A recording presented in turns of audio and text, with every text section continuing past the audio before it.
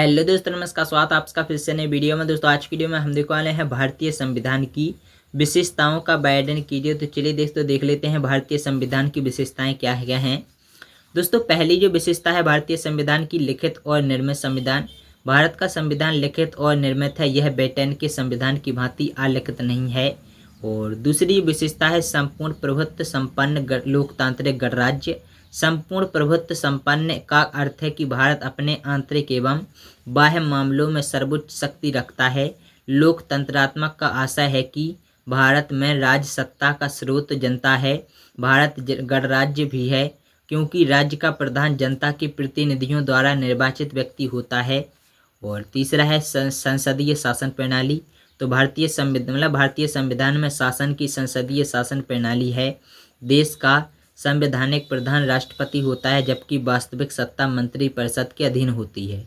दूसरा है अंशतः लचीला एवं कठोर। तो दोस्तों भारतीय संविधान ना तो पूर्ण रूप से लचीला है न पूर्ण रूप से कठोर है, यह अंशतः लचीला तथा अंशतः कठोर है। पांचवा है मूल अधिकारों की व्यवस्था। दोस्तों मूल अधिकार नागरिकों के व्यक्तित्व के विकास के लिए अनिवार्य होते हैं। अतः भारतीय संविधान में नागरिकों के मूल अधिकारों की व्यवस्था की गई है, सरकार इनमें हस्तक्षेप नहीं करती। छठवीं विशेषता है संघात्मक शासन व्यवस्था। दोस्तों भारतीय संविधान के प्रथम अनुच्छेद यानी आर्टिकल 1 के तहत भारत राज्यों का एक संघ है। इस प्रकार भारत में संघात्मक शासन की स्थापना की गई है। संविधान ने शासन की शक्ति को एक स्थान पर केंद्रित न कर केंद्र और राज्य सरकारों में विभाजित किया है। इसके बाद आता है दोस्तों स्वतंत्र एवं निष्पक्ष न्यायपालिका। तो नागरिकों के मूल अधिकारों की रक्षा और संविधान की व्याख्या करने का अधिकार होने के कारण न्यायपालिका को स्वतंत्र घोषित किया गया है।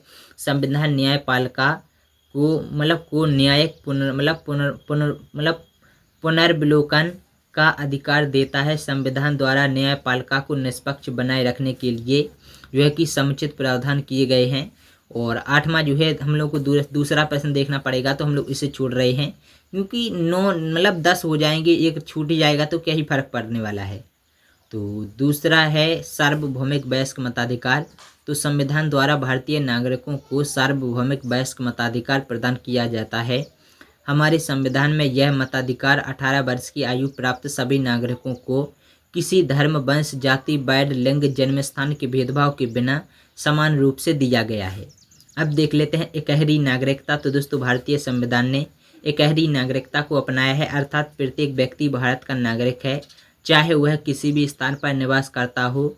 भारत के सभी नागरिक देश में कहीं भी रोजगार प्राप्त कर सकते हैं तथा देश के सभी भागों में समान अधिकारों का प्रयोग कर सकते हैं। दोस्तों ये थी वीडियो, और आप लोगों को वीडियो पसंद आई हो वीडियो को लाइक और शेयर करना, चैनल को सब्सक्राइब जरूर कर लेना।